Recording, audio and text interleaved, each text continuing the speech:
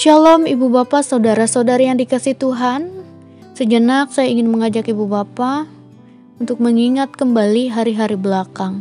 Masih ingatkah Ibu Bapak, Saudara-saudari, pada ketaatan Harun dan anak-anaknya ketika mereka melakukannya sesuai dengan tuntunan Tuhan, sehingga mereka dapat memperoleh perkenan Tuhan dan diberkati. Kemudian Musa dan Harun yang selalu hidup sesuai dan bergantung pada Tuhan, sehingga oleh perantaraan mereka Tuhan berkenan menyelamatkan Israel. Ketika kita dituntun dan bergantung pada Tuhan, kita sedang dituntun untuk diselamatkan. Begitu pula Salomo yang oleh ketaatannya dalam tuntunan Allah, sehingga ia beroleh kesempatan untuk menyelesaikan bait Allah yang merupakan sukacita yang besar bagi bangsa Israel.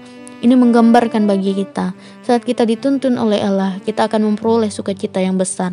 Seperti air yang sangat penting bagi kehidupan. Seluruh kesaksian melalui kehidupan mereka menggambarkan betapa berharganya, betapa kita perlu tuntunan Allah dalam kehidupan kita. Dan tuntunan itu ia nyatakan dalam Roh Kudus. Hari ini dalam Roma pasal 8 ayat 14 sampai ayat yang ke-17 adalah bagian dari surat Rasul Paulus kepada jemaat di Roma yang membahas tentang hidup dalam roh.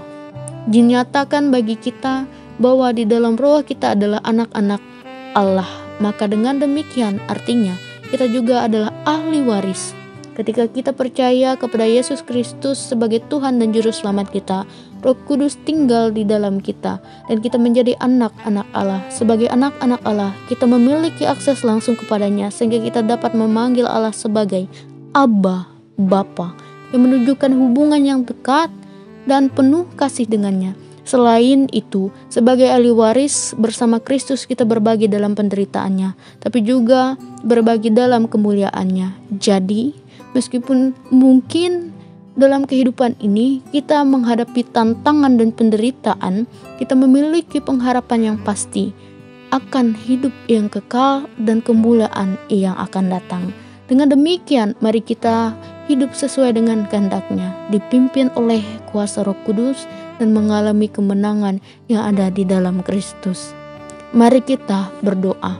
Tuhan Allah Bapa, Putra dan Roh Kudus, kiranya Engkau senantiasa menuntun kami, karena kami tahu meski banyak rintangan dan pencobaan kami hadapi, selagi ada perkenan-Mu, Engkau akan mampukan kami. Maka biarlah oleh kuasa Roh Kudus-Mu, kami senantiasa menaruh pengharapan di dalam Engkau, yang tak hanya memberi kami pertolongan, bahkan memberi kemenangan yang kekal di dalam-Mu, bagi setiap kami yang percaya. Inilah doa kami. Haleluya. Amin.